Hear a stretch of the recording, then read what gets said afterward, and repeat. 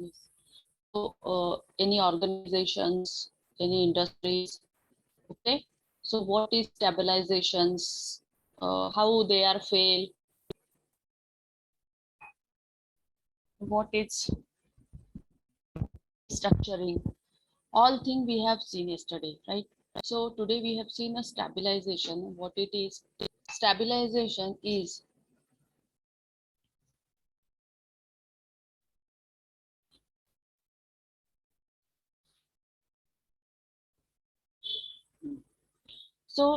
stabilization means every industry, every corporate need bulk amount of finance, right? So yesterday we have discussed कि they are connected to each other. If मैंने कल आपको example भी दिया था कि अंबानी के मैंने अगर बड़ा जेसीबी मंगाया है और उसका काम हो चुका है तो वो उस जेसीबी को अदर्स को भी इम्प्लीमेंट कर सकता है, बट विदाउट बट उसको बैंक का परमिशन लेना होगा कि क्योंकि वो लोन किसके इस पे है, अंबानी के इस पे है। तो रिस्ट्रक्चरिंग करना मशीन्स को या फिर उनका जो लोन है वो जरूरी नहीं है करना ही पड़ेगा, है ना, अगर खराब हो गया तो उसका भी सारा जो चार्जेस होता है वो उसमें इंक्लूड होता है, या फिर उसके लिए अगर आपको नया पार्ट है अगर वो इंक्लूड नहीं है तो उसके लिए आपको अलग से ये करना होगा, लोन देना होगा, राइट। सो दैट इज कि अनेबल टू पे इंस्टॉलमेंट्स, है ना। स्टेबलाइजेशन में ऐसा हो जाता है कि कभी कभी अगर हम एक आध महीना या फिर डेट को अगर हमने ईएमआई पे नहीं किया, अनेबल मतलब ड्यू डेट को पे करना होता है, जैसे हमें डेट मिलती है ना 3 तारीख, 10 तारीख, 15 तारीख, 20 तारीख, 25 तारीख, whatever, तो उस हिसाब से अगर उसको पे नहीं करते हैं, ठीक है, तो उस पर क्या है, इंटरेस्ट लग जाता है जो हमें पे करना पड़ता है। अगर हम पे नहीं किया इन केस, ठीक है, तो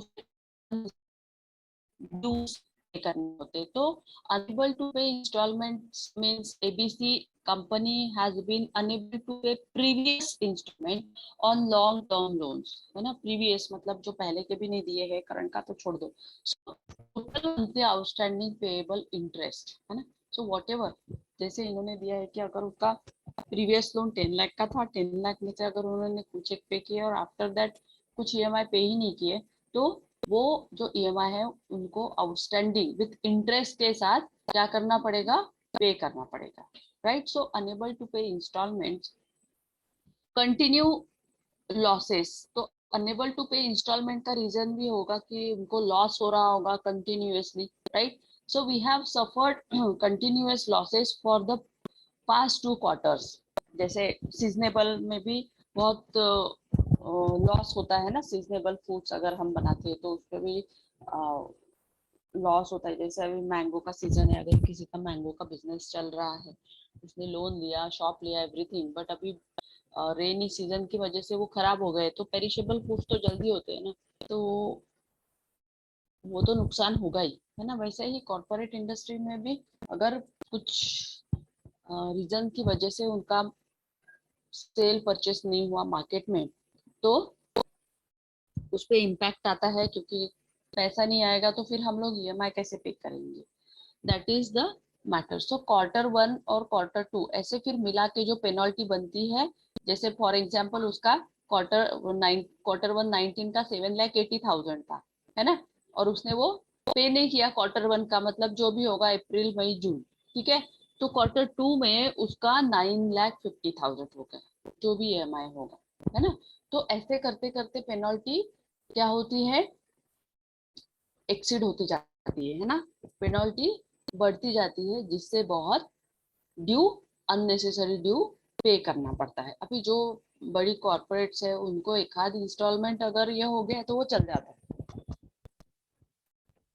बट डेली अगर होगा, डेली बेस पे अगर उनको वो सारा चीज पे करना पड़ेगा, that is difficult, right.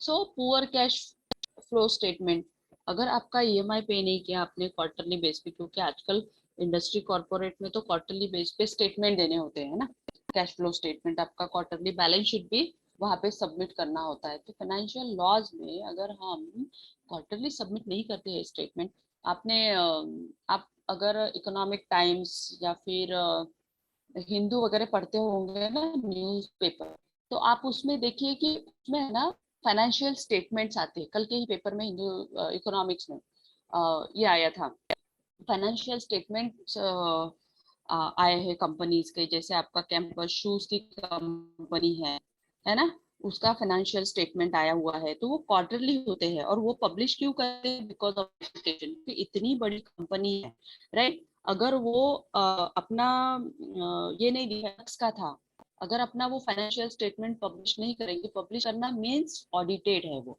That is the final, वो टेंटेटिव नहीं होता है ना। न्यूज़पेपर में पब्लिश करना it is a, it means कि आप एडवर्टाइज कर रहे हो कि company is going good, the companies financial position is going good, so on that bank भी उनको इन्वेस्ट करना करती है। तो एक लक्स कंपनी का भी फाइनेंशियल स्टेटमेंट आया है, उन्होंने क्वार्टरली क्वार्टरली बेस्ड है। आप उस देखिए तो ताकि आपको रीड करना भी आएगा कि कैसे फाइनेंशियल स्टेटमेंट को रीड किया जाता है, ठीक है। लक्स कंपनी का था, देन आपका आईओसीएल का था, इंडियन ऑयल कॉर्पोरेशन का भी और फार्मास्यूटिकल लिमिटेड का भी फाइनेंशियल स्टेटमेंट उन्होंने दिया था कि उनका टोटल इनकम कितना है क्वार्टरली, फिर उनका नेट प्रॉफिट कितना है, then net profit before tax कितना है, net profit before after tax कितना है, कंपैरेटिव टोटल क्वार्टर का मतलब रेवेन्यू कितना है, कितना लॉस उन्होंने बेयर किया है, अर्निंग पर शेयर कितना है, एवरीथिंग उन्होंने उनके स्टेटमेंट में दिया हुआ है। उसके बाद एक स्टो क्राफ्ट लिमिटेड कंपनी है, उसका भी उन्होंने दिया हुआ था।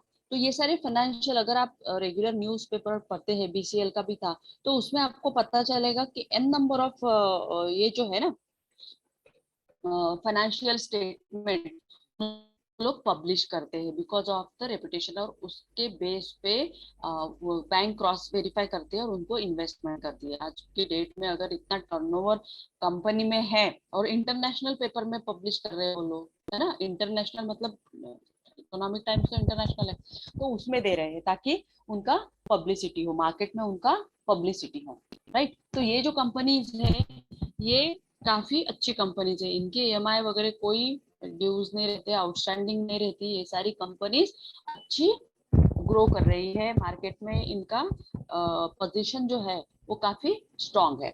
So poor cash flow statement की वजह से आपका सब कुछ डाउन हो जाता है, मार्केट में आपको लोन नहीं मिलता है, आपका सिबिल खराब हो जाता है, जिससे आपको आगे बढ़ जाती है आपके अगर आपका ये सारी चीजें खराब है तो जो नया बंदा है मार्केट में वो भी आपसे परचेस करने के लिए सोचते हैं, इसका सिबिल खराब है, इसके ऊपर आउटस्टैंडिंग है, इसका मटेरियल कैसा होगा या फिर टाइम पे सब होगा, तो N number of negative in और इन सो दैट अगर नहीं चाहिए तो for that you need to pay all dues. अब ये तो ठीक है, ये तो मतलब कभी भी किसी है, तो अगर आप परफॉर्म करते हो और चाहते हो कि नहीं ये सारी चीजें नहीं होनी चाहिए, तो उस पर फोकस ज्यादा करो।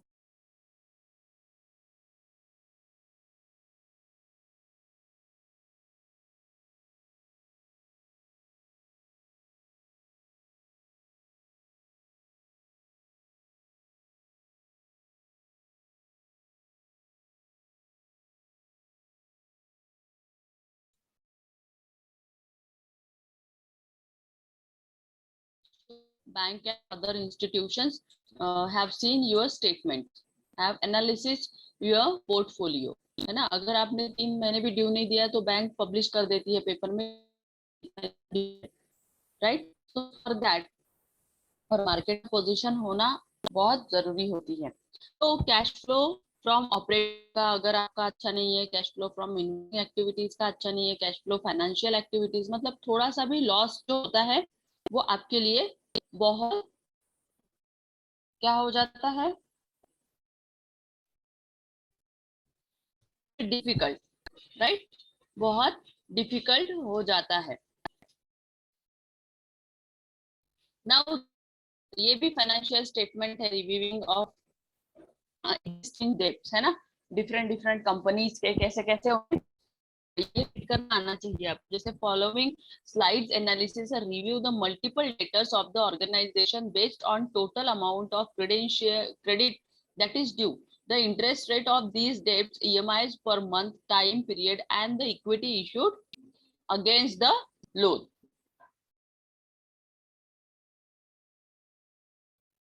तो इसमें क्या दिया है, डेट दिया है ना, क्रेडिटर्स, अमाउंट यूएसडी में, इंटरेस्ट रेट क्या है, ईएमआई पर मंथ कितना है, उसका टाइम पीरियड कितना है, सिक्योरिटी क्या डिपॉजिट की है, रिन्यूअल क्या है, अमाउंट ड्यू कितना है। अभी मार्च 2015 में एबीसी बैंक ने लोन लिया था 8 लाख का, इंटरेस्ट रेट था 18.5%, ईएमआई पर मंथ था 27,000 और उन्होंने सिक्योरिटी के तौर पे क्या दिया था, प्रॉपर्टी मॉर्गेज की थी फॉर दैट, और रिन्यूअल नहीं हुआ है और अमाउंट कितना है 5 लाख, इसमें आउटस्टैंडिंग ड्यूज नहीं है, ठीक है। आउटस्टैंडिंग जो है वो 5 लाख है। मान लीजिए अगर आपका ईएमआई फेल हो जाता है तो 18.5% इंटरेस्ट प्लस उस पे जो पेनल्टी लगेगी वो मिला के आपका ड्यू क्या होगा, एक्सीड होगा। नाउ 16 में XYZ बैंक ने लोन दिया था 10 लाख का, 12% का इंटरेस्ट था, 20,500 का ईएमआई था, 8 साल के लिए लिया। एबीसी लोकेशन का जो था उसने उसे मॉर्गेज किया और इसका रिन्यूअल हुआ है, ठीक है, मतलब इसने कंप्लीट करके फिर से रिन्यू किया उस लोन को, so that is good, right. Then stock on credit पे भी लोन मिला है उसको, ठीक है, ऐसे करके ऐसे उसने बहुत सारे लोन दिए। फिर सप्लायर क्रेडिट जो था उसके बेस पे लिया, मतलब जो सप्लायर मार्केट में बाकी है वो आने का है तो उनको क्लियर करने के लिए उसने लोन लिया। तो N number of things you have mention here, ठीक है, उन्होंने दिखाया है ऐसा।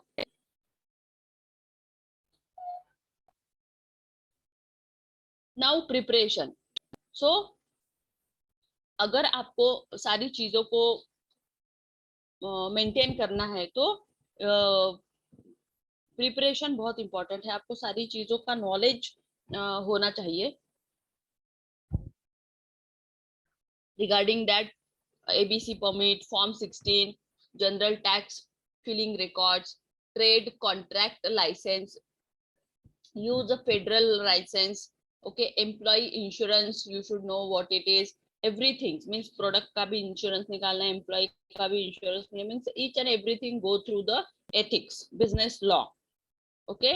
मीन्स अगर आप सारी चीजें business law as per act करते हो तो ये जो क्राइसिस है वो तो आने ही है, बट प्रिपरेशन करके रखते हो है ना, मतलब पहले से ही, तो आपका मार्केट में मतलब जो ये है पोजीशन है वो स्ट्रांग रहेगा।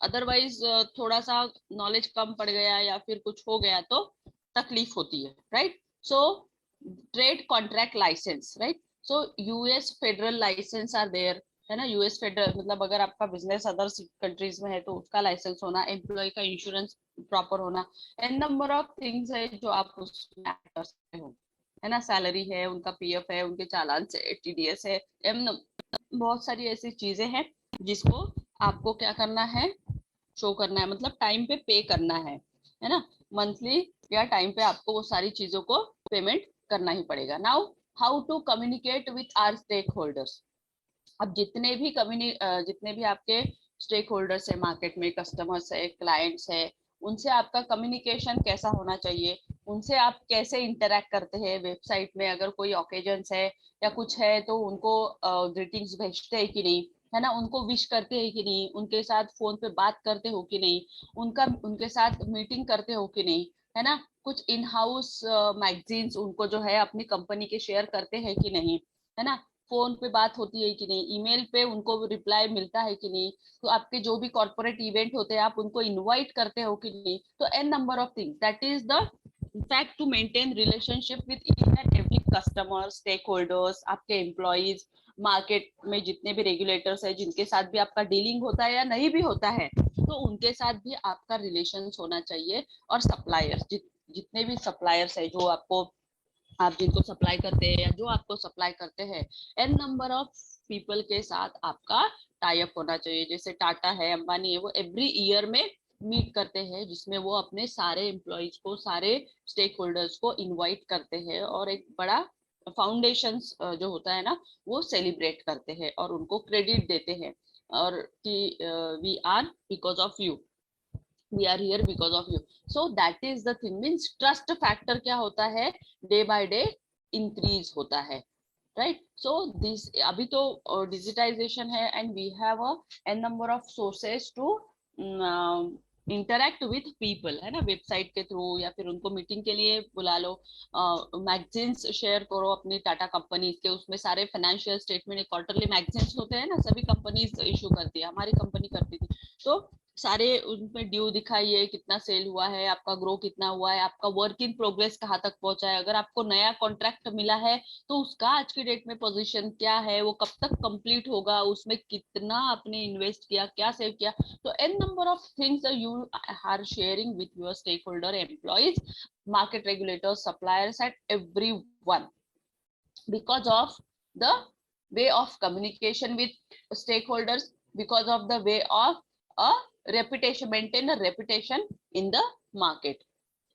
Now restructuring, what it is restructuring? So debt restructuring means transfer to asset। मान लीजिए अंबानी का जेसीपी है, अभी उसका काम हो चुका है, 6 साल उसने यूज किया, अब उस डेट पे उसका लोन भी चल रहा है और अभी उसको नया लेना है, उसको पुराने पे काम नहीं करना है। सो व्हाट ही डिड, वो कोई ऐसी कंपनी या ऐसे इसमें ऐड देगा कि ये जेसीपी है और उसे सेल करना है, या फिर वो बैंक को बोलेगा कि मुझे ये जेसीपी नहीं चाहिए, दूसरा लेना है।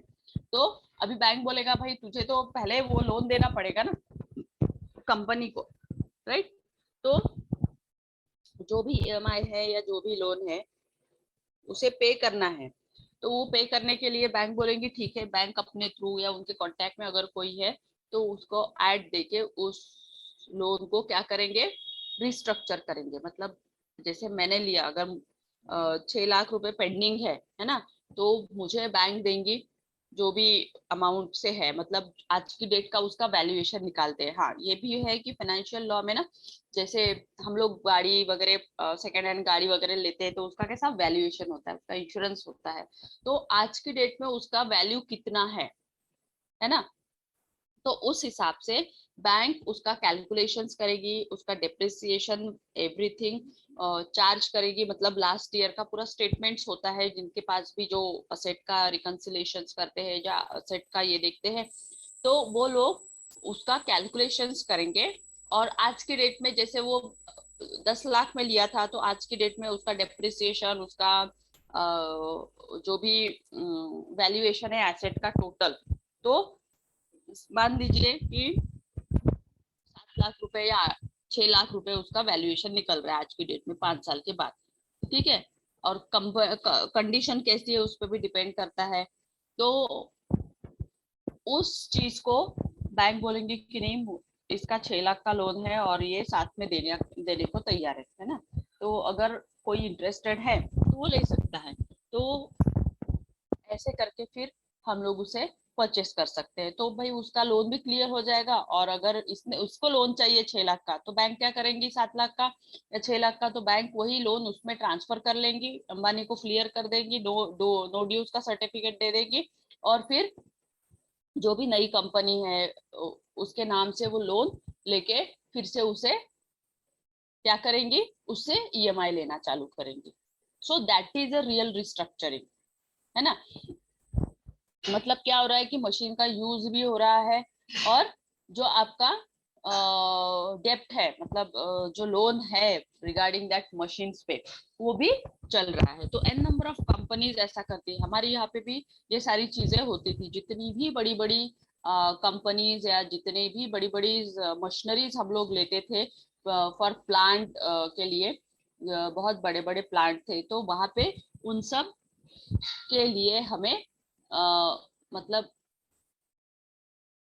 उन सबको ये करने के लिए हमें क्या करना पड़ता था, लोन लेना पड़ता था। और वो अगर लोन मशीन कंप्लीट हो गई, जैसे हमारी ब्रांचेस होती थी, है ना, तो एक ही कंपनी के ब्रांच लेवल पे भी ऐसा कर सकते हैं। मान लीजिए कि जैसे अभी टाटा का है, टाटा ने लिया, टाटा ने उस मशीन को टीसीएस में ट्रांसफर किया, तो ऑब्वियसली लोन जो है पहले टाटा के नाम से था, है ना, टाटा ने क्या किया, टीसीएस में ट्रांसफर कर दिया, तो लोन भी क्या होगा, टीसीएस को ट्रांसफर होगा।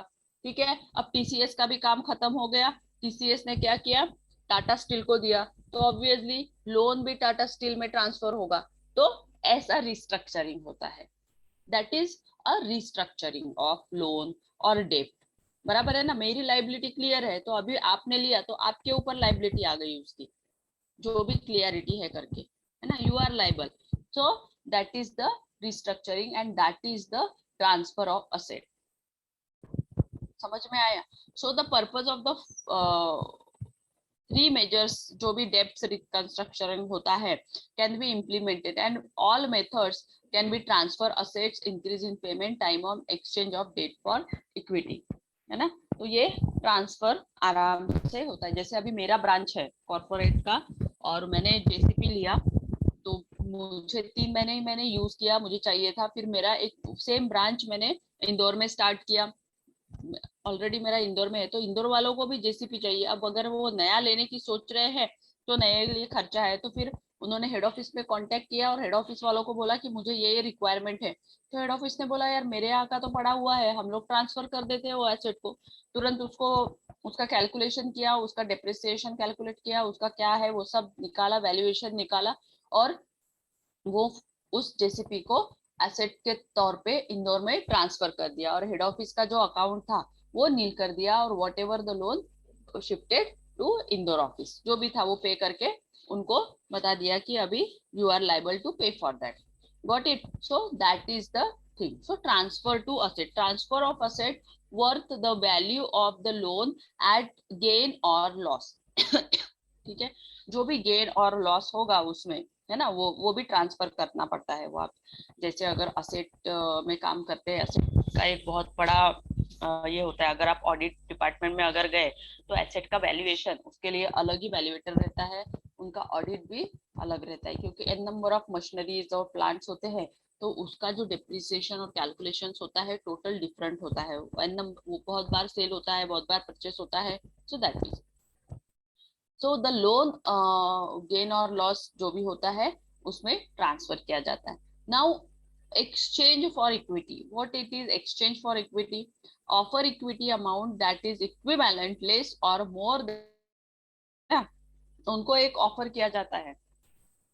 अगर किसी और कंपनी को देना है तो भाई हम लोग इतना इतने में बेच रहे, लेना है लो, नहीं, क्योंकि उसका लॉस जो हुआ रहता है वो रिकवर करना पड़ता है। तो और मशीन का कंडीशन अच्छा ही होता है, उसका सर्टिफिकेट देना पड़ता है ना, कि नहीं द मशीन ये ऐसी है, उसका ये पार्ट ऐसा है, ये सब सब सब उसमें मेंशन होता है सर्टिफिकेट पे।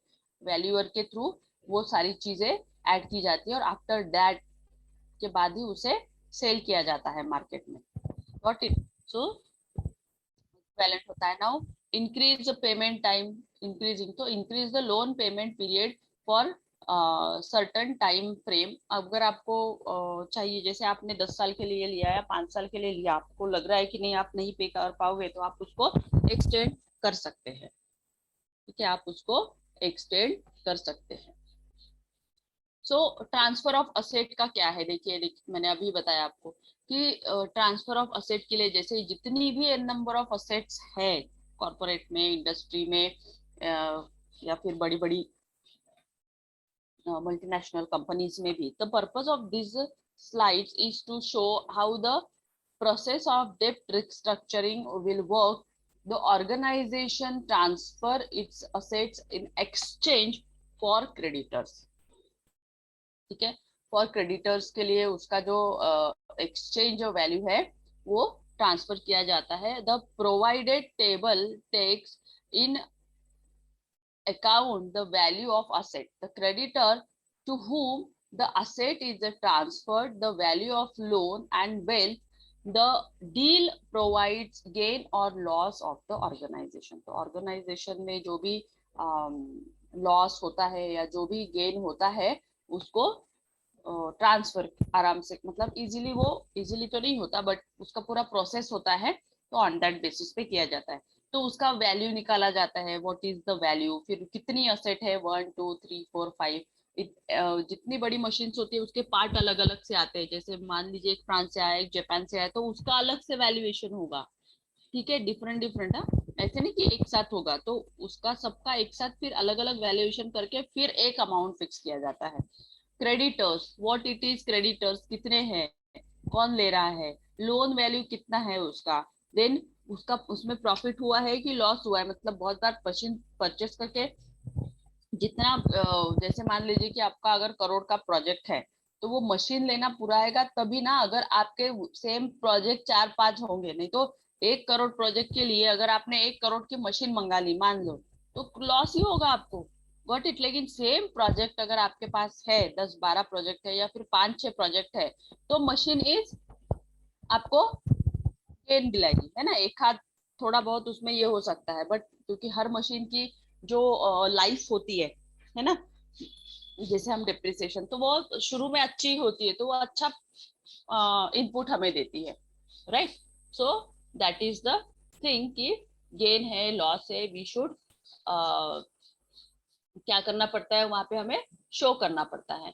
नाउ इसमें आप और भी कुछ दिखा सकते हैं, जैसे यहाँ पे 80,000 का मशीन दिखा रहा है, एबीसी कंपनी जो क्रेडिटर है, उन्होंने उसका लोन वैल्यू 90,000 दिया है और उसमें क्या हुआ है, उनको प्रॉफिट हुआ है, ठीक है। सेकेंड जो 54,000 का वैल्यू था मशीन का, वो XYZ कंपनी का था जिसका 50,000 था, इसमें लॉस हुआ है, मतलब दिख रहा है ना कि 80,000 था, ठीक है, और एक्चुअल वैल्यू 80,000 था, 90 का उसने लोन दिया था, मतलब लोन पे उसने दिया, तो उसको प्रॉफिट हुआ 10,000 का। यहाँ पे 54 था तो 50 में ही गया वो, तो यहाँ पे लॉस हुआ।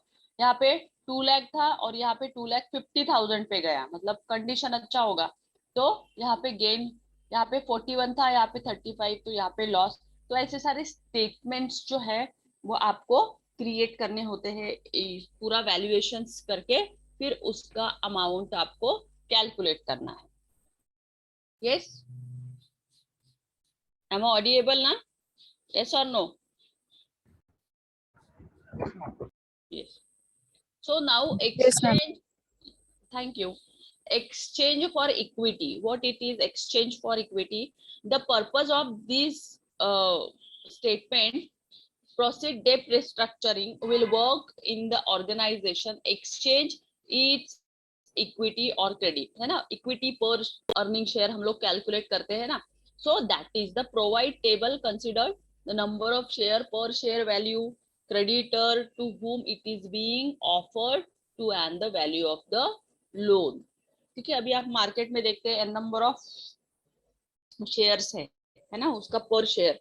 तो जैसे कि मान लीजिए बहुत बार हम लोग जब बैंक में जाते हैं लोन परचेस करने के लिए, तो बैंक भी हमें सजेस्ट करते हैं कि आप ना शेयर परचेस कर लो, राइट। तो उससे प्रॉफिट क्या होता है, जैसे मान लीजिए आप, लोन तो है ही आपका, लेकिन अगर आप वो शेयर भी उस कंपनी के लेते हैं, तो मार्केट में अगर वो रेट बढ़ गया तो आपको उसका प्रॉफिट मिलता है, और वो प्रॉफिट आप उसमें ऐड कर सकते हैं। जैसे शेयर की वैल्यू अगर बढ़ गई तो वो पैसा आपको काम आएगा ना, डेप्ट रिकवरी के लिए या फिर कुछ इसके लिए। तो वो कहते हैं कि नहीं, मार्केट में ये शेयर अच्छा चल रहा है, आप इसके शेयर परचेस कर लो। तो वो भी एक अच्छी मतलब ये है। तो N number of shares are there, जैसे 16,000 का है नंबर ऑफ शेयर, 5,000 है, 10,000 है, 40,000, वो ऑफर रहती है, बड़ी कंपनी के बड़े ऑफर्स होते हैं, वो तो लाखों करोड़ों में खरीदते हैं। सो पर शेयर वैल्यू मान लीजिए इसका 10 है, ठीक है, 10 रुपीज दिया है, और क्रेडिटर्स जैसे एबीसी ने लिया, XYZ ने, एबीसी जो भी है, और उसका लोन वैल्यू आज की डेट में वही दिखाया है 90 50 250 35। तो इसमें अब आप ये सोचेंगे, पहले बोलेंगे कि मुझे स्टेटमेंट दिखाइए कि भाई अगर लॉस है तो मैं वो शेयर क्यों परचेस करूं, लेकिन अगर बैंक रिक्वेस्ट कर रही है या फिर सामने वाला बोल रहा है कि नहीं नहीं अभी लॉस दिखा रहा है लेकिन कमिंग मंथ, है ना, फर्दर मोर आपको इसमें प्रॉफिट होगा, क्योंकि वो जैसे आप भी शेयर मार्केट में गूगल पे या इसमें देखते हो तो आपको पता चल जाता है वो ग्राफ से कि कब कौन से साल में वो बढ़ा था और कौन से साल में नीचे आया था और आज क्या पोजीशन है। तो वैसे इसका भी होता है ना। कभी भी अगर शेयर परचेस करना है तो बी अवेयर अबाउट इट, पहले उसका देख लीजिए कि वो वही पे शेयर का आज की डेट में क्या रेट है, सब अवेलेबल होता है। ऐसे किसी के कहने पे या कन्विंस करने पे मत जाइए। और आपने अगर आप कहीं जाते भी है तो वो लोग देखिए आपको अच्छा सा प्रेजेंट करके देते हैं, सारी चीजों को बताते हैं, सारे ग्राफ सारे स्टेटमेंट भी दिखाते हैं, है ना, कि ये देखिए ये साल में इतना हुआ था ये, तो वो कन्वेंस करते हैं। और आपको भी वो चेक करना है कि रियल में है कि नहीं, ठीक है। सो दैट इज द थिंग, मतलब एक्सचेंज ऑफ इक्विटी भी आप कर सकते हैं। Now increase payment time, okay, the purpose of this statement क्या है कि पेमेंट टाइम कैसे इंक्रीज किया जाता है। Process of restructuring will work the organisation increase the payment time of the credit. The provided table task is account the interest rate, the creditor, the value of loan, and the time period to which the loan has to be extended. मान लीजिए कि मेरा loan है और मैंने एक quarter का EMI पे नहीं किया बिकॉज ऑफ लॉस की वजह से, अभी वो जो पेनल्टी है वो बढ़ गई, मतलब मुझे 5,000 आउटस्टैंडिंग था, बट 3 महीने मतलब फर्स्ट क्वार्टर का मैंने पे नहीं किया, तो अभी वो पेनल्टी पकड़ के मान लीजिए 6 लाख हो गया, ठीक है। अब 6 लाख मुझे पे करना है और मेरे पास टाइम लिमिट कम है, तो मैं सीधा रिक्वेस्ट करूंगी बैंक को कि मुझे टाइम पीरियड एक्सटेंड करके चाहिए, ठीक है। तो आप कर सकते हैं, लेकिन उतना पेनल्टी के साथ ही आपको पे करना है, उसमें कम नहीं होगा, आपका टाइम पीरियड एक्सचेंज होगा, ठीक है, वो आपको एक्सटेंड करके मिलेगा। तो यहाँ पे भी अगर आपका मान लीजिए लोन का वैल्यू इन्होंने दिया है 90,000, उसका रेट ऑफ इंटरेस्ट 10% है, क्रेडिटर्स है, और एक्सटेंड टाइम उन्होंने 3 इयर्स का दिया है, और जो रेट ऑफ इंटरेस्ट था एक्सटेंड टाइम का, मतलब पहले 10 था फिर उन्होंने 8% कर दिया, जितना टाइम बढ़ेगा उतना रेट ऑफ इंटरेस्ट कम ही लगेगा, क्योंकि उनको तो वैसे ही ज्यादा मिल रहा है ना कंपनी को, है ना। और इसमें लॉस है कि गेन है, तो लॉस ही होता है, अपना ज्यादा पैसा जाता है, हम जितना टाइम एक्सटेंड करते हैं ना उसमें हमारा ज्यादा इंटरेस्ट जाता है, आप कैलकुलेट करके देखिए, और हर एक कंपनी का अलग अलग रेट ऑफ इंटरेस्ट है। सो अगर लोन का वैल्यू मेरा 50,000 है, 10% रेट ऑफ इंटरेस्ट है, ठीक है, XYZ है, तो अगर 1 साल के लिए मैंने लिया है तो 9%, फिर 2,50,000 है, उसका भी रेट ऑफ इंटरेस्ट 10% है, तो 5 इयर्स के अगर लेती हूँ तो 7% इसमें प्रॉफिट है। देन 35,000 का 10, तो ऐसे मतलब कहने का मतलब है कि एन नंबर ऑफ कैलकुलेशंस है जिसके थ्रू हम लोग क्या कर सकते हैं, चेक करके हमारा जो पेमेंट का टाइम है वो इंक्रीज कर सकते हैं, क्योंकि हमें पता होता है कि हम लोग कब तक ये दे सकते हैं, है ना। तो आप टाइम पीरियड, लेकिन ईएमआई जो है आपका वो टाइम पे जाना चाहिए, ठीक है। दैट इज मेन थिंग कि आपका जो ईएमआई है, जो प्रोसेस है ईएमआई का, वो ऑन टाइम होना चाहिए। वहां पे अगर आपने ऑन टाइम पेमेंट नहीं किया तो डिफिकल्ट फॉर यू, और फिर वो एक्सटेंड करके नहीं देगा, एनपीए में चला जाएगा, जैसे हमने पहले देखा था सरफेसी एक्ट में, ठीक है। नाउ आइडेंटिफाइंग द रिस्क, अगर आपको फाइनेंशियल लॉ से रिलेटेड ना ऐसे कोर्सेज करने हैं ना, जैसे सरफेसी एक्ट का कोर्स करना है, या फिर रिकंस्ट्रक्चरिंग फाइनेंस का करना है, एसेट वैल्यूएशन का कोर्स करना है, तो ये सारे कोर्सेज अवेलेबल है। एक्सपर्ट बनना है, मतलब जैसे प्रोफाइल चेंज करना है आपको, जैसे मान लीजिए कि आप कंटिन्यूअसली वो डाटा में ही काम कर रहे हैं, अकाउंट्स में ही काम कर रहे हैं, अभी आपको प्रोफाइल चेंज करना है, जैसे एसेट वैल्यूएशन में जाना है, सीखना है, बड़ी कंपनीज में, मल्टीनेशनल कंपनीज में अगर आपको जॉब मिल जाता है, या फिर आपको सरफेसी एक्ट में काम करना है, या फिर आपको रिकंस्ट्रक्शन, ये जो है एसेट रिकंस्ट्रक्ट, तो N number of courses are available, ठीक है। तो आप ये कोर्सेस, मतलब 3 मंथ का कोर्स वगैरह रहता है, ऑनलाइन ही होता है, ये अगर कोर्सेस आप कर लेते हो तो आपका प्रोफाइल अच्छा हो जाता है।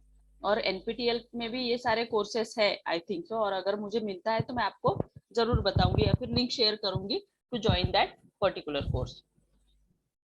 So now we have seen risks and mitigation strategies is that identifying the risks, इसमें रिस्क होता है, mitigation strategies n number of strategies होती है, क्योंकि कैसे कौन से वे से जाना है, लॉन्ग टर्म की short term, right. Impact of डेप्ट रिकंस्ट्रक्चरिंग, है ना, डेप्ट का रिकंस्ट्रक्शन पे, क्योंकि अगर भाई मैंने अगर, वो तो होता ही है ना, अगर मैं पुरानी गाड़ी अगर लेती हूँ तो उसका इम्पैक्ट और नई गाड़ी का इम्पैक्ट दोनों में डिफरेंस तो होगा ही, got it. Now we have seen what it is. So challenges क्या है डेप्थ रिकंस्ट्रक्चरिंग के, अगर हम सेकेंड हैंड लेते हैं तो उसका चैलेंजेस क्या है, we should know. So reconstructuring framework है ना, non compliance of creditors, then इसमें an number of things, employees lay off है ना, मतलब स्लो मशीन हो जाती है तो काम नहीं होता है. वैसे तो सारी कंपनीज वो सब चेक करके देती है, बट थोड़ा सा इम्पैक्ट होता ही है, right. So the purpose of the analysis, the impact of the likelihood and impact of various risks that may occur during the process of debt restructuring. These risks can be restructuring framework of the organization, non-compliance of creditor और employee lay off, है ना. जैसे अगर वो नई machine ले तो वो 80 के स्पीड से काम करती है, और अगर वो हम उसे कम इसमें ले ले तो उसको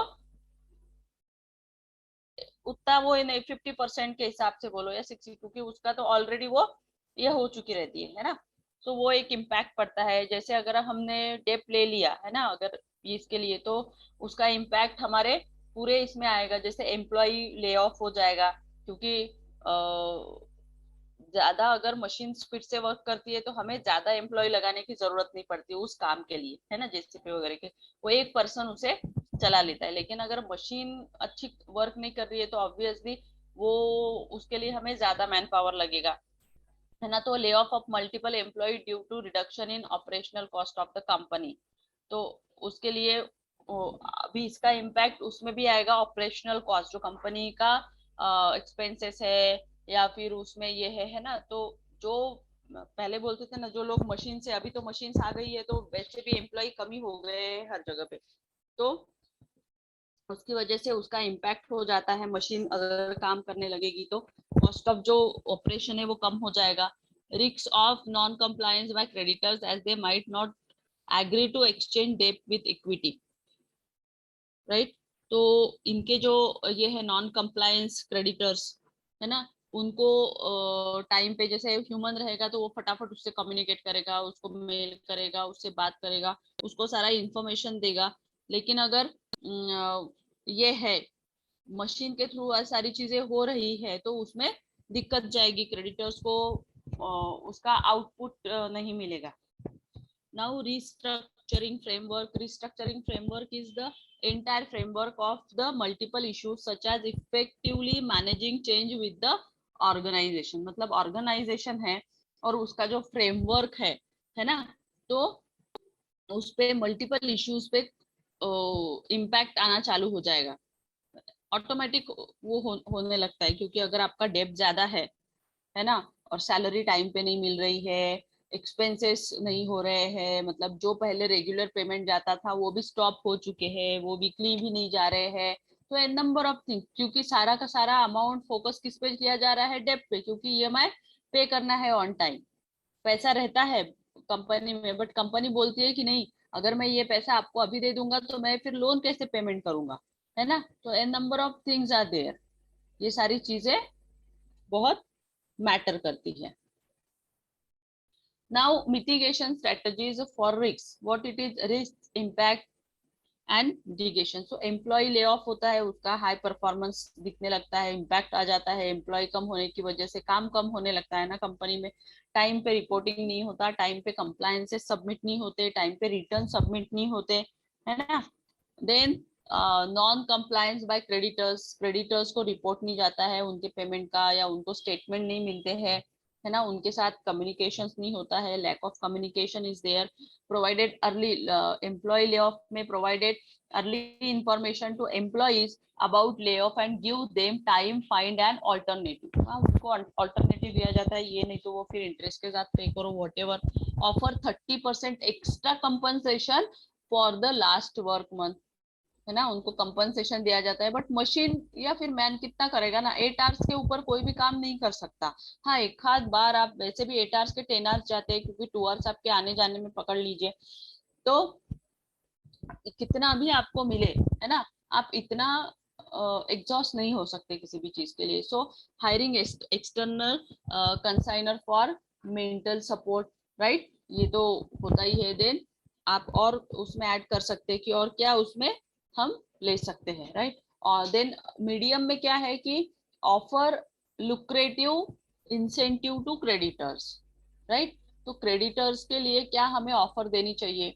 arrange executive meeting in order to make creditors understand the benefit of डेप्ट रिस्ट्रक्चरिंग, कि कैसे हमारा डेप्ट कम होगा, कैसे रिस्ट्रक्चरिंग होगा, we need to think about that. Then outsourcing the organizational framework, restructuring process, effective strategies for a better change management.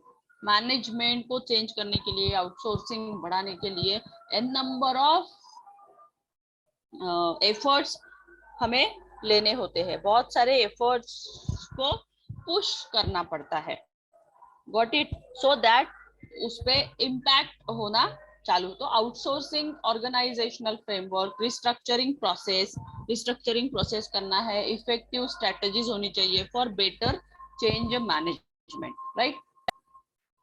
Then impact of restructuring, what it is, यहाँ पे chart दिया है ना, क्रेडिटर्स, लॉसेस, और भी आपको लग रहा है जैसे जो आपका है आप इस तरह से शो कर सकते हैं, और सारा यूएसडी में दिया हुआ है उन्होंने, जो भी कंपनी है। तो यहाँ पे decrease in number of creditors by 2023 in 4 mm in companies to 7 mm, मतलब 2019 का इम्पैक्ट 2023 तक कैसे आएगा वो उन्होंने दिया है। 19 में ये देखिए यहाँ पे पूरा डाउन था, है ना, पूरा डाउन दिखा रहा है। फिर 20 में इतना ही डाउन है, माइनस में 2% आप पकड़ सकते हैं, ठीक है। सबसे अच्छा इम्पैक्ट यहाँ पे 18 में था, पकड़ लीजिए, कब कितना गया था, 7% तक, राइट। और अभी सब क्या है, डाउन ही दिख रहा है ना। सो ये जो रेड कलर है इन्होंने लॉसेस में दिखा रहा है, और अभी जो 22 में है, 22 में भी उन्होंने लॉसेस ही दिखाया है कि यहाँ पे उसका इतना लॉस है, right. So that is the thing कि कैसे एनालिसिस होता है। आपके फिगर्स अगर एक्यूरेट है, तो फिगर्स अगर आपने सही मेंशन कर लिए तो ऑटोमेटिक उसका कैलकुलेशंस दिखने लगता है, ऑटोमेटिक वो कैलकुलेट होता है। So decrease in number of creditors by 2023 in 4 mm in companies to 7 mm in 2019. So loss are expected to decrease by 30% in 2022, right? Now dashboard for creditors. अभी यहाँ पे जो creditors दिया हुआ है, सो परचेस वर्सेस पेड, कितना purchase किया और उसके अगेंस्ट में उन्होंने कितना पेमेंट किया, दैट इज द एनालिसिस। ऐसे एनालिसिस होता है जो आपने अपने एसआईपी में किया है ना, वो तो सिंपल था, but as a project manager आप कहीं काम करते हो तो that kind of analysis expect from you, got it. So creditors days कितने होते हैं, कितने डेज में उन्होंने कितना पेमेंट किया, उसका स्टॉक क्या था, ये देखिए यहाँ पे ये जो उन्होंने दिखाया है ना, जो 19 से मतलब जून 2000 मंथली, ये मंथली वाला डेप्ट है, ठीक है। तो 2000 जून 2019 में या जुलाई 2019 में जो इन्होंने दिखाया है, मतलब ये जो परचेस है और पेड है, तो इतना परचेस हुआ है और इतना ही पेड हुआ है, मतलब यहाँ पे कम हुआ है पेड, है ना, सेम होना चाहिए था या फिर इक्वल होना चाहिए था। अगस्त में भी परचेस, और वो तो थोड़ा बहुत डिस्टेंस रहता है क्योंकि एवरी क्रेडिटर्स को 30 डेज या फिर 60 डेज का ये होता है कि भाई अगर आज मैं मटेरियल परचेस करती हूँ तो मुझे तुरंत उतना पैसा नहीं देना है, एडवांस पेमेंट का लिमिट होता है, तो एडवांस में पेमेंट हम कर सकते हैं। जैसे इन्होंने जून में परचेस किया है ना, तो जून में जुलाई में उन्होंने इतना परचेस करके थोड़ा सा बिल्कुल 1 समझ लिए दिख रहा है। सितंबर में भी जो रेशो है बहुत कम है, मतलब हाँ ड्यू उनका है ना, जो सितंबर में उनका फर्स्ट क्वार्टर का जो था वो कंप्लीट हो गया है टोटल, मतलब एकदम थोड़ा सा ही पेंडिंग है, राइट। अक्टूबर में भी बहुत कम है, नवंबर में भी थोड़ा सा बढ़ गया है, दिसंबर में मतलब थर्ड क्वार्टर भी कंप्लीट हो गया, गुड। अभी फोर्थ क्वार्टर में जनवरी फरवरी मार्च का पोजीशन देखिए, जिनमें इन्होंने इतना परचेस किया है और उसका पेमेंट भी सेम ड्यू है। फेब में भी थोड़ा है बट उनका ड्यू है। और मार्च में तो इतना, क्योंकि मार्च एंडिंग होता है, दिखाना होता है एक्सपेंसेस, तो रेवेन्यू दिखाना होता है, एक्सपेंसेस दिखा, तो वो लोग बल्क में ही परचेस करते हैं। नंबर ऑफ कंपनी शेयर हो चाहे कुछ भी हो, बल्क में परचेस करते ही है। तो यहाँ पे भी मार्च में उन्होंने बहुत पेमेंट, लेकिन पेमेंट का भी क्राइटेरिया पूरा डाउन है। ठीक है, अप्रैल में उन्होंने बहुत कम परचेस किया, पेमेंट डाउन है, मई में कुछ भी नहीं है। तो ऐसे उसको आपको मंथली डेली बेसिस पे, अभी जो मार्केटिंग का बंदा होगा वो तो डेली बेसिस पे कैलकुलेशंस करेगा। ठीक है, और फिर उसको मंथली स्टेटमेंट में दिखेगा कि ये मंथ का क्या था। और अगर आपको ईयरली एनुअली करना है तो मंथ वाइज स्टेटमेंट मेंटेन करने होंगे। अगर डेली करते हैं तो मंथ वाइज तो ऑटोमेटिक होगा। तो इस तरह से आपको चार्ट मिलेगा at the month of end of the financial year. Got it. Now creditors का भी चार्ट वैसा ही है, यहाँ पे due date by age summary. Age means आपका डेज, कितने डेज के साथ से उन्होंने लिया है। अभी यहाँ पे 30 डेज है ना, फर्स्ट क्वार्टर का जो है 30 डेज था, जो यहाँ पे कमी दिखाया है। सेकेंड क्वार्टर का 80 डेज था, तो 90 डेज का भी कमी है, ज्यादा पेमेंट कर दिया। अगर आपका रेगुलर ईएमआई जा रहा है, डेप्ट आपका रेगुलर जा रहा है रिस्ट्रक्चरिंग का, तो आपको आपका जो स्टेटमेंट है वो काफी अच्छा। यहाँ पे जो दिखा रहा है वो मैक्सिमम पेमेंट हो चुका है, जितना भी ओल्डर पेमेंट था 120 डेज एंड अबव पूरा क्लियर हो गया है द मंथ में। वो करना ही पड़ता है मार्च एंड तक। आपको आपको जनवरी फरवरी मार्च में ज्यादा परचेसिंग अगर की तो उसका आपको एग्जेम्पशन नेक्स्ट ईयर में मिल जाता है, लेकिन उसका भी पेमेंट आपको जून जुलाई अगस्त फर्स्ट क्वार्टर तक करना होता है। लास्ट क्वार्टर का जो परचेसिंग का जो बिल होता है एंड का, वो आपको फर्स्ट क्वार्टर में क्लियर करना होता है। Got it. नाउ यहाँ पे जो दिख रहा है ना स्टेटमेंट आपको, राइट, तो यहाँ पे एन नंबर ऑफ, मतलब ये मार्च में आपने परचेस किया होगा तो आपको फर्स्ट क्वार्टर में इतना ड्यू दिख रहा है, तो वो क्लियर करना होता है ना। अभी अगर मुझे टोटल ऑर्गेनाइजेशन एसेट की बात करनी है तो देखिए, क्वार्टर वन में इतना एसेट मैंने परचेस किया, क्वार्टर टू में इतना, क्वार्टर थ्री में इतना, क्वार्टर फोर में इतना। तो क्वार्टर वन में जब मैंने एसेट परचेस किया, ये तो परचेस वाला इश्यू है, और इसमें पेमेंट इतना बाकी है। क्वार्टर टू में भी थोड़ा परचेस किया, बट ये और ये मिला के पेमेंट इतना हो गया। क्वार्टर थ्री में कम हो गया, क्वार्टर फोर में अभी भी पेंडिंग है, right. So n number of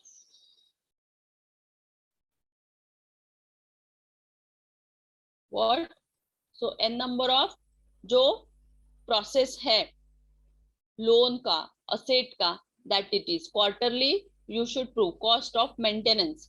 कितना कितना कॉस्ट ऑफ मेंटेनेंस है जो आप उसमें दिखा रहे हो, तो ऑटोमेटिक चार्ट्स में वो मेंशन हो जाता है, आपके चार्ट में दिखने लगता है। देन यहाँ पे आपको टोटल असेट का सिंबल दिखा रहा है, राइट। तो इंटेंजिबल असेट आपके पास 10% है, जिसका 9% डेप्ट आपने दिया नहीं है टोटल असेट का। करंट असेट आपके पास 23% है, फिक्स असेट आपके पास 58% है। अगर आप परसेंटेज वाइज कैलकुलेट करते हो तो पता चलेगा, और आपका मार्केट में डेप्ट कितना है वो भी आपको दिखाएगा। टोटल असेट और टोटल डेब्ट, टोटल असेट मेंशन करनी पड़ेंगी, और उसका वैल्यूएशन डालना पड़ेगा, और जिसको परसेंटेज के साथ आपको कैलकुलेट करके देना है। और टोटल डेब्ट का भी सेम करना है, परसेंटेज के साथ कैलकुलेट करके देना है। देन आप पाई चार्ट में अगर आप क्लिक करते हैं तो आपको इस तरह का चार्ट बना के मिलेगा। नाउ प्रोक्यूरमेंट कॉस्ट, जैसे अगर आप कोई से परचेस कर रहे हो तो उसका कॉस्ट क्या है मार्केट में, प्रोक्यूरमेंट कॉस्ट क्या है असेट का, वो भी आपको कोटेशंस उसके सारे बिल अटैच करने होते हैं, और उसमें से कौन सा फाइनल किया है ना। आजकल तो 3 कोटेशन इंपॉर्टेंट है, जो लोग इन्वेंट्री में काम करते हैं उनको सब पता है। तो सॉरी, तो जो प्रोक्योरमेंट में हम लोग काम कर रहे हैं, तो प्रोक्योरमेंट में जब काम करते हैं तो वहां पे आपको 3 से 4% का ये मांगना पड़ता है, राइट। 3 से 4% का 3 से 4% का आपको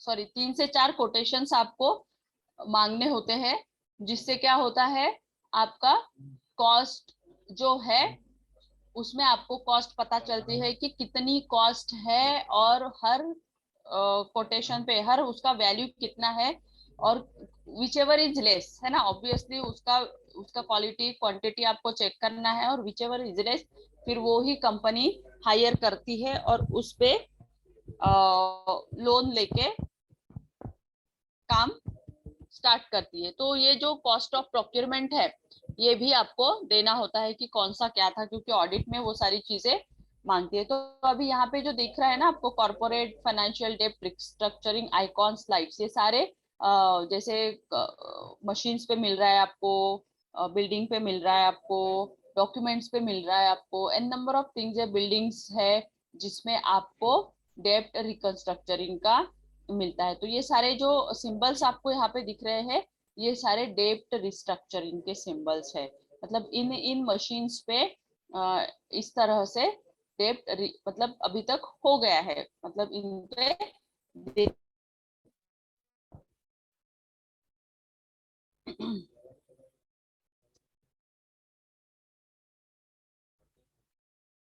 ये इस तरह से हम लोग उसको एनालिसिस कर सकते हैं। नंबर ऑफ ग्राफ्स यहाँ पे दिए हुए हैं, तो आप ऐसे ग्राफ्स को बना के उसको मार्केट में प्रेजेंट कर सकते हैं। ठीक है, दिस ग्राफ या फिर चार्ट जो है वो क्या है, वैल्यूएबल है ना। तो ये जो वैल्यूएबल ग्राफ है,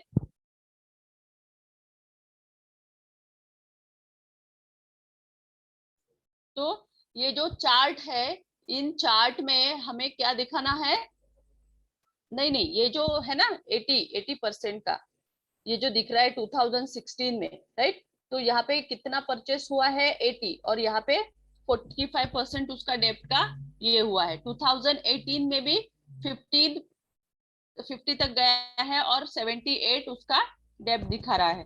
तो डिपेंड करता है कि आप किस तरह से एनालिसिस कर रहे हो। जो है रियल उन्होंने दिखाया है, उन्होंने कुछ भी ये नहीं किया है, मतलब जो 16 में है, 18 में है, 19 में है, 20 में है, वही उन्होंने दिखाया है। तो रियल फैक्ट है ये, है ना। ये जो प्रोडक्ट वन है ये प्रोडक्ट है, जो ये ब्लू कलर का दिख रहा है ये प्रोडक्ट है, और ये रेड कलर का है चार्ट, वो चार्जेस है, या फिर जो भी डाटा रियल में आया है उनके उनके कैलकुलेशंस में वो उन्होंने यहाँ पे शो किया है।